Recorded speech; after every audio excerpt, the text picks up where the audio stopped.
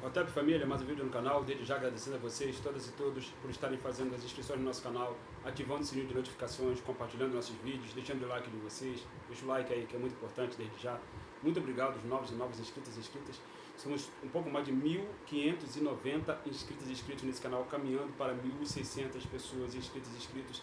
Sejam todos e todos muito bem-vindas e bem-vindos. Este é o África no Centro, canal para nós discutirmos relações étnico-raciais, história e antropologia, as contribuições, que nós vamos falar muito delas hoje, das populações africanas do continente da diáspora para a humanidade, sempre a partir da perspectiva do pan-africanismo. Família, hoje a gente está aqui para trocar uma ideia sobre um papo que eu levei essa semana com o irmão, porque nós estávamos falando das diferenças de abordagens de duas visões ideológicas que nós temos aqui no Brasil. Uma delas é o marxismo, que é amplamente conhecido. Aliás, é curioso que o Brasil ele é um país capitalista. O capitalismo está nas entranhas da sociedade brasileira como um todo. Ele se manifesta em todos os âmbitos da vida social. Muitos pobres, que são pretos a maioria, têm ideias capitalistas, têm ideias conservadoras, mas isso não é por acaso. Isso é construído historicamente porque os valores ocidentais foram colocados na nossa cabeça, nós vamos falar muito disso, durante todo o período que nós estivemos aqui, desde a chegada do primeiro africano neste território,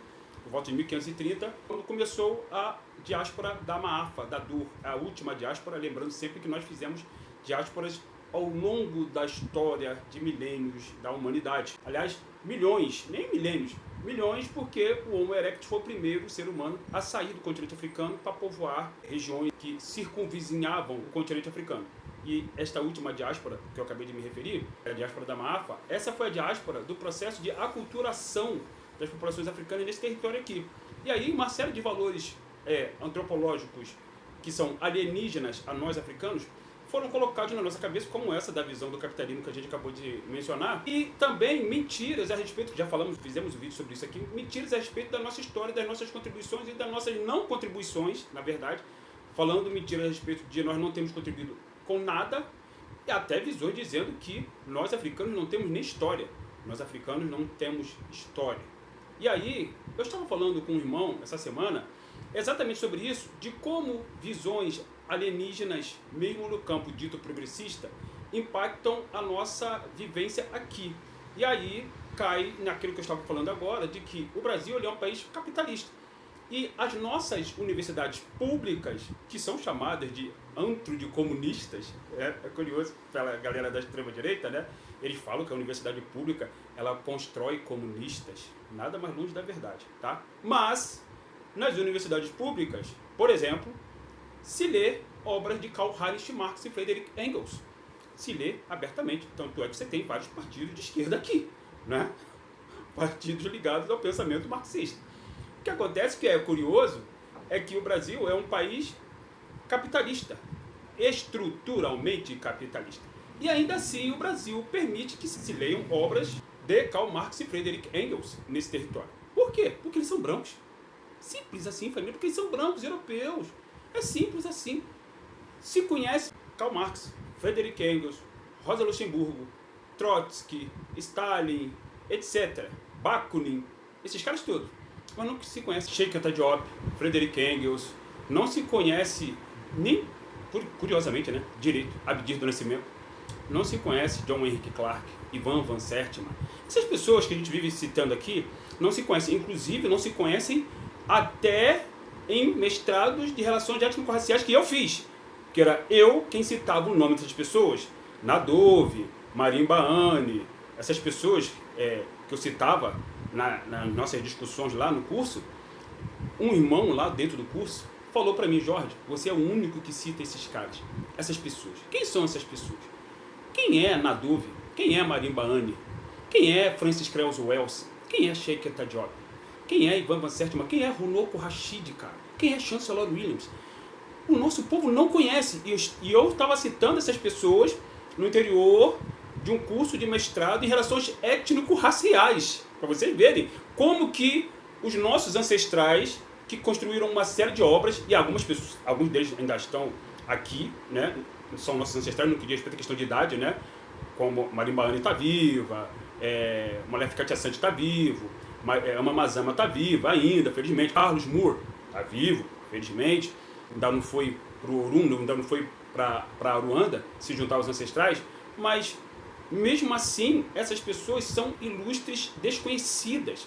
E aí eu estava falando com o irmão exatamente sobre isso. As diferenças de abordagens que o nosso povo acaba tendo contato, dessas duas visões que são antagônicas, não são diferentes, são contrárias do marxismo e do panafricanismo. E dentro do panafricanismo tem as contribuições das populações africanas para a humanidade. E aí quando eu falei para ele, por exemplo, que nós contribuímos com a física, com a química, nós contribuímos com o matriarcado, nossa sociedade, nossas populações em África, as sociedades africanas, na antiguidade, e inclusive ainda hoje, como explica Cheikh Anta Diop, ainda hoje, século XX e XXI, ainda você encontra a organização em castas lá, corporações socioprofissionais hereditárias, e nossas sociedades, na Idade Média, na Idade Antiga, eram sociedades monárquicas, constitucionais, eu falei isso para ele. E aí ele disse aquilo que muitos pretos costumam dizer: ah, mas a África mudou. Gente, isso é uma das piores coisas que povoam o pensamento africano na diáspora. É como se dissesse: ah, isso aí ficou no passado, isso não presta mais, temos que nos voltar para o hoje. E aí as pessoas querem abraçar visões ideológicas alienígenas como o marxismo. E aí cita até pessoas pretas aí que são marxistas, estão na crista da onda hoje em dia. Não vou citar nomes aqui que não há necessidade disso, né? Eu quero falar dos pan-africanos. E aí eu falei para ele: irmão, não caia nessa armadilha de pensar que isso que eu falei para você, do matriarcado, que o continente africano construiu, não existe mais, está no passado, está hoje, no presente. E essa pessoa que eu falei, ela é praticante de religião de matriz africana. Ela não consegue enxergar o matriarcado no interior dos terreiros de Umbanda e Candomblé. Aliás, o Carlos Moore, ele até falou uma vez que é só no Brasil que mulheres são chefes de terreiro. Que é mais matriarcado do que isso? É só no Brasil, isso que ele falou. Isso que ele falou num vídeo que ele fala sobre o Cheikh Anta Diop. É só no Brasil que se verifica isso. Então, o matriarcado está vivo. Aliás, você não precisa nem estar no terreiro de Umbanda e Candomblé para ver matriarcado, não. Basta você olhar para o morro, para a sua comunidade, e ver quantas famílias são matrigestadas por mulheres. Simples assim. Quantas delas cuidam das suas famílias, matam a fome dos seus filhos, dos seus companheiros, cuidam dos seus companheiros. Quantas mulheres? Isso é matriarcado, família. Quantas mulheres tomam a frente de negócios na sua comunidade, vendendo quentinha, fazendo trança, por exemplo, ajudando na economia interna da casa? Isso é matriarcado, família. Vocês acham que isso é o quê? Esta visão da mulher ser independente do homem não é europeia, não é euroasiática, é africana. E aí eu tive que falar para essa pessoa, para esse irmão, que o que eu falei para ele não está no passado, está no presente. E se o continente africano se encontra hoje numa situação difícil, numa situação onde há muita fome, é o que mostram pra gente, porque eu vou falar daqui a pouco. Fome, miséria, doença, é o que falam pra gente que o nosso povo vive. Se o nosso povo está nessa situação, agradeça aos brancos que invadiram aquele território. Mas agradeça também aos árabes que invadiram aquele território. Só que a escravidão árabe, que durou 1000 anos, ela não é falada em âmbito escolar e acadêmico nesse território. Sabe por quê? Porque a visão aqui é eurocêntrica. E como ela é eurocêntrica, só se fala da escravidão atlântica. Porque na escravidão atlântica, quem está no protagonismo? Os brancos, é óbvio. E aí nos colocam em lugar de subalternidade. Nem se fala das resistências africanas que ocorreram no continente, ocorreram durante a travessia, ocorreram aqui na diáspora. Quase não se fala disso. Quando se fala é muito esporadicamente, muito assim por cima. Diga-se de passagem. Por quê? Porque ainda que eles falem, eu já falei já fiz um vídeo aqui também falando sobre isso, ainda que as pessoas brancas, que são pesquisadoras, falem: nossa, que coisa terrível os brancos europeus escravizarem africanos, no fundo, sem dizer, mas dizendo, elas estão falando que nós brancos somos foda, desculpa a expressão, e a gente está no controle dessa merda mesmo. E vocês são subalternos. E para vocês se libertarem, vocês precisam se voltar para visões ideológicas alienígenas. Porque vocês pretos não têm condições de construir uma visão ideológica que os liberte politicamente, economicamente, intelectualmente, socialmente falando, racialmente falando. Eles falam isso. Eu já ouvi pessoas dizerem que pessoas que não são brancas, são negras, baianas, mulher, dizer que o campo do panafricanismo não tem teóricos, por exemplo, só tem militantes. Eu expliquei para ela, mostrei os livros. Não, isso aqui é teoria. Porque nós temos a capacidade cognitiva também de pensar. Por isso que nós construímos civilizações, e foi isso que eu comecei falando para esse irmão. Nós construímos civilizações, nós construímos e desenvolvemos e legamos para a humanidade uma série de contribuições como a filosofia, por exemplo, que foi roubada de nós e foi apresentado ao mundo como sendo coisa de branco, de europeu. Nós construímos uma série de organizações sociais no continente africano, como o Cheikh Anta Diop demonstrou aqui nessa obra. Inclusive, o Cheikh Anta Diop ele fala aqui nessa obra que muitas das formas de organização africana do passado você ainda encontra ainda em algumas sociedades africanas. Hoje, você encontra ainda. Foi isso que eu falei para o irmão. E eu falei para o irmão que essa visão que talvez esteja povoando a cabeça dele de uma África mítica, de mítica não tem rigorosamente nada. Do ponto de vista ocidental que eu estou falando, como o nosso povo foi enganado, do ponto de vista ocidental, a África mítica, de mítica não tem rigorosamente nada. Porque mulheres foram rainhas no continente africano, como já tive a oportunidade de debater com irmãs, né, no Ministério de Relações Étnico-Raciais, tive a oportunidade de debater com elas lá. Quando eu falei de mulheres pretas que foram rainhas no continente africano, elas falaram, isso é África mítica. Eu falei, como é que é África mítica? Se tem documentos que provam sobre isso. Vocês estão alienadas dentro de uma visão alienígena, sendo redundante mesmo, propositalmente, porque vocês só bebem na fonte de brancos. Vocês não querem ler os pretos. E aí, se vocês não lerem os pretos, como que vocês vão saber que a psicologia foi surgida no continente africano? Como que vocês vão saber que a física, a química, a matemática, a organização social, uma estrutura de país onde o Estado controla a economia, surgiu primeiro no continente africano? Não é obra de Karl Heinrich Marx e Friedrich Engels, não. Esses caras, eles pensaram ideologicamente porque, como eu falei para esse irmão, o que Karl Heinrich Marx viu e escreveu e analisou era o que ele estava vivenciando. Crises sistêmicas do sistema capitalista, que era óbvio que ia entrar em crise sistêmica. Eu não estou dizendo aqui que Karl Marx escreveu o óbvio, que isso agora é fácil de compreender. Eu não estou falando isso, eu estou falando que era óbvio que aquele sistema ali, construído antropologicamente de povos que odeiam a natureza e que vivem de expoliar a natureza, de destruir a natureza, é obviamente que quando você não encontra mais recursos para extrair, esse sistema ele entra em ruína, ele entra em colapso, ele entra em crise. Então Karl Heinrich Marx ele previu o óbvio, que aquele sistema que eles, europeus, construíram e que iria expoliar a natureza dos seus recursos, em algum momento esse sistema ia entrar em crise, como a gente está vendo ciclicamente as crises do sistema capitalista. O que acontece é que a gente só olha para a televisão, que é burguesa, que é branca, que é a boca do capital, e a gente acha que está tudo muito bom, está tudo muito bem, porque o sistema capitalista nos permite que a gente compre celulares, TVs de LED, carros importados. Isso aí quem construiu foram pessoas pobres, majoritariamente negras como você e a maioria da sua comunidade, da nossa comunidade.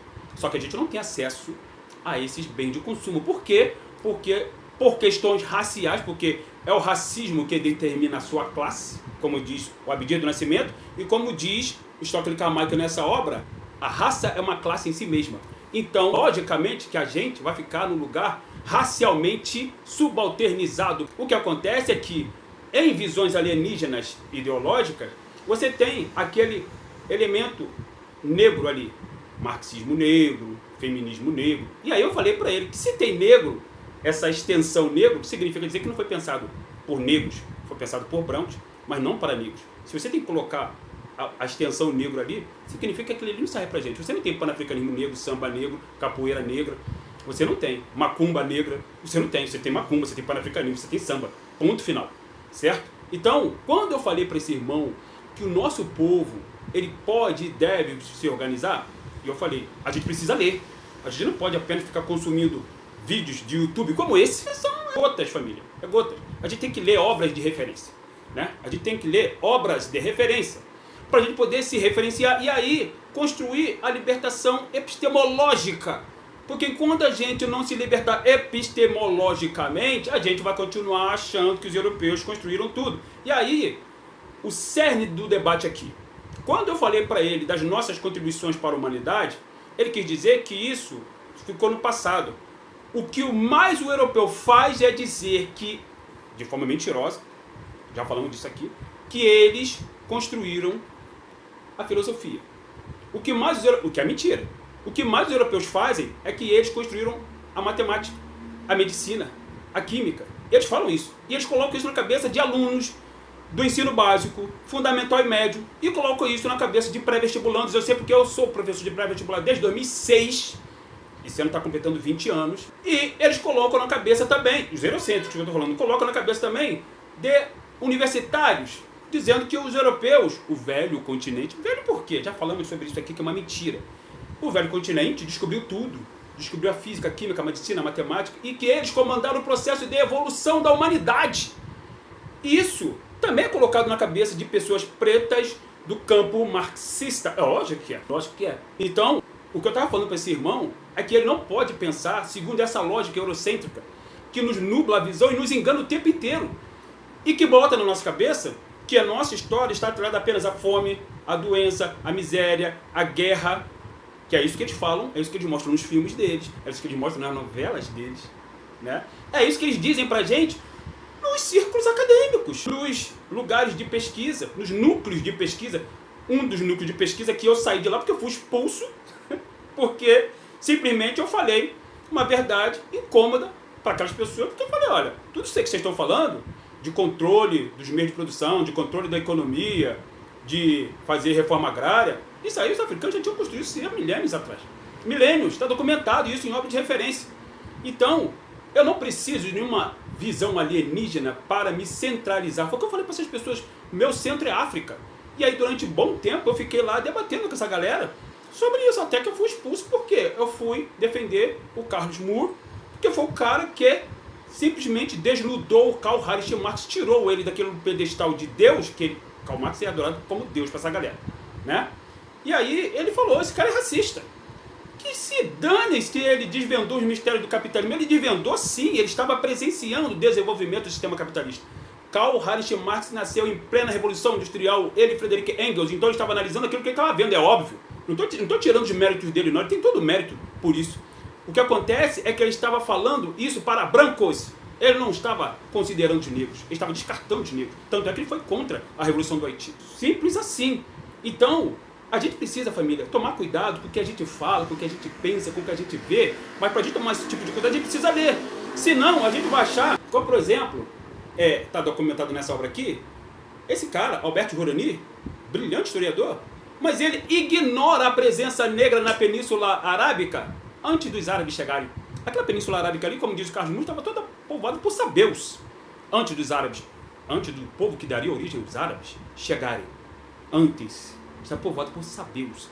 O que acontece é que eu falei isso e a gente precisa saber que o que os europeus mais fazem é se voltar ao passado para garantir a hegemonia do presente, coisa que a gente não faz. Os europeus fazem isso o tempo inteiro. Pode reparar aí. Toda hora você está vendo filmes sobre Troia, sobre Roma. Eu sei porque eu tenho DVDs na minha casa sobre Roma, sobre o Gladiador, o filme Gladiador com Russell Crowe, sobre Troia que eu vi no cinema com Brad Pitt, Eric Bana. Eu tenho esses filmes, lógico, eu tenho que assistir porque eu sou professor de história. Só que esses caras, o tempo inteiro, eles estão evocando seus antepassados. E dizendo, olha como nossos antepassados foram importantes, olha o que eles legaram para a humanidade. E a gente não. E aí eles colocam na nossa cabeça que a gente não legou nada para a humanidade, que a nossa história não existe. Foi o que Hegel falou, que a África estava na idade da sua meninice. Foi o que falaram para John Henry Clarke quando ele era estudante, por exemplo. Foi o que falaram para Malcolm X quando ele era estudante, que os negros não são nada, não tinham história nenhuma. Foi o que falaram para a gente, o que falaram para a gente o tempo inteiro. E que hora que a gente vai acordar para a vida, família? Que hora que a gente vai acordar para a nossa história mesmo, antiga e moderna? E lembrar que nossos ancestrais, além de eles terem contribuído com uma série de ciências, organizações sociais, política econômica para o mundo, a gente também fez revoluções. A gente fez revoluções. A gente criou ideologias. A gente criou, como diz o Carlos Moore chama o panafricanismo de estratégia de luta. E se vocês querem viver, ou melhor, se vocês querem conhecer a África na contemporaneidade, vocês podem ler essa obra aqui, ó, né? Que vocês vão ler aqui muitas coisas, que inclusive, aqui nessa obra o autor fala de que na classe trabalhadora da África do Sul tinham racistas que eram contra os negros que estavam sendo, de certa forma, beneficiados pelos ingleses, quando aqueles negros lá estavam sendo colocados em pé de igualdade com os holandeses no início do século XX. Está documentado aqui. Está documentado aqui. Está documentado aqui. Então, na questão, está documentado aqui, nessa obra. Então, a questão não é de classe, é de raça. E aí, Quando a gente se volta para o presente, a gente tem que olhar para trás, porque saber que isso que os protestantes falam do livro que Deus vai abrir no último dia para falar das nossas práticas aqui, é esse aqui, ó, o livro egípcio dos mortos. É isso aí. Que os hebreus beberam na fonte, depois os europeus vão pegar para si, vão dizer que foram eles que construíram, porque os hebreus eram brancos, mentira, os hebreus eram mestiços, e vão espalhar essa mentira pelo mundo, e a gente aqui no Brasil vai acreditar nessas mentiras propagadas pelo eurocentrismo, nos livros acadêmicos, na mídia burguesa, no teatro, no cinema e nas escolas, nas universidades, até em pré-vestibulares comunitários. Estou voltando para falar porque eu já repito, eu fui professor de pré-vestibular comunitário em vários lugares, na Mangueira, no Morro dos Macacos, no Cerro Corá, no Chapéu Mangueira, já dei palestra no Complexo do Alemão, então eu estou à vontade para falar sobre isso. Dado o recado, venham todos e todos fazer o meu curso de História da África, a partir da perspectiva do panafricanismo, aulas síncronas online comigo, estamos juntos sempre. Rotep, não caia em mentiras eurocêntricas. África no centro.